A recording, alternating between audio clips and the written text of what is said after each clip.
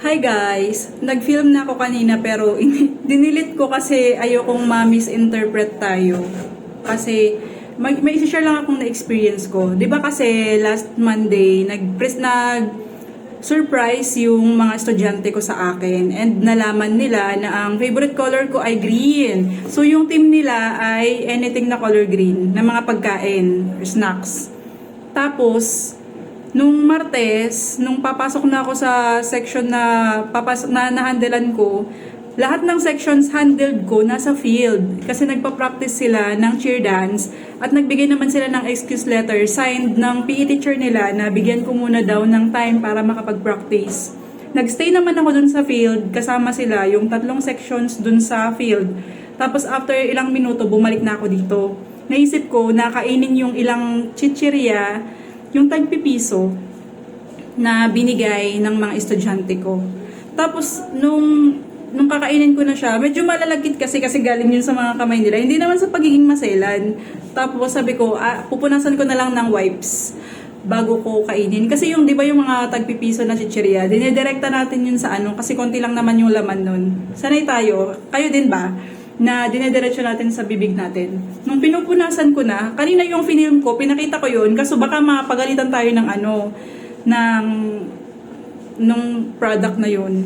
So, inano ko lang, pinunasan ko. Nung pinupunasan ko na, may uod na ang bilis. Sabi ko, baka may bukas dito sa chichirya.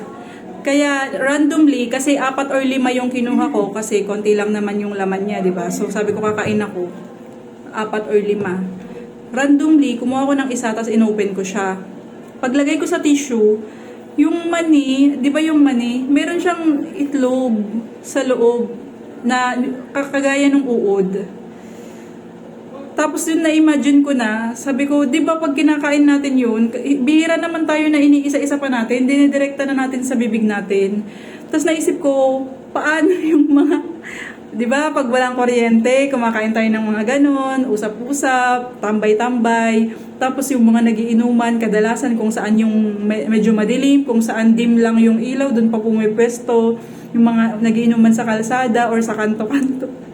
Naisip ko lang kung kakainin nila yun, tapos may uod. Again, sasabihin ko na hindi, disclaimer lang, hindi naman sa naninira tayo ng produkto. Ang pinakang point ko lang, awareness pala na since sanay tayo na dinidirekta natin sa bibig natin yung mga ganun kaliliit na chichirya, dapat pala i-check natin muna. Saka hindi naman, pwedeng okay naman doon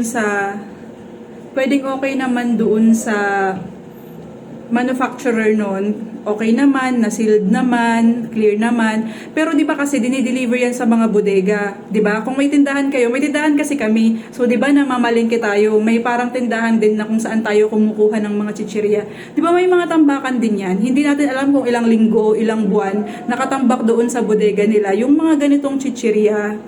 Kaya pwedeng hindi naman kasalanan ng product, baka doon lang sa napagtambakan kung saan yun na-deliver. Kaya, ang pinakang ko lang dito, mag-iingat tayo sa pagkain ng mga ganitong Paborito ko pa naman din yun. Although hindi naman ako, kakain pa din naman ako ng ganun. Pero ingat lang tayo, i-check natin or pwedeng ibuhos muna natin sa plato para malaman natin kung okay naman siya. Para ma-check natin. Kasi kung hindi ko pala pinunasan ng wet wipes, hindi naman sa pagiging masailan, kung hindi ko pala pinunasan ng wet wipes, hindi ko maaano na may uod. Hindi ko makikita dun sa wet wipes na may uod. Dun ko chinek na nag-open ako ng isa na yung mani dun sa, kasi siya, mix nuts, or mix yung laman niya. Meron siyang may uod. So, hindi naman po against tayo sa or naninira ng produkto ha. Awareness lang. Kasi isa din ako sa ganun, dinidiretso ko din sa sa bibig ko. Kasi maliliit lang naman yun. So yun lang, follow me for more, and sana wala namang maka-misinterpret nitong content ko na to. Thank you!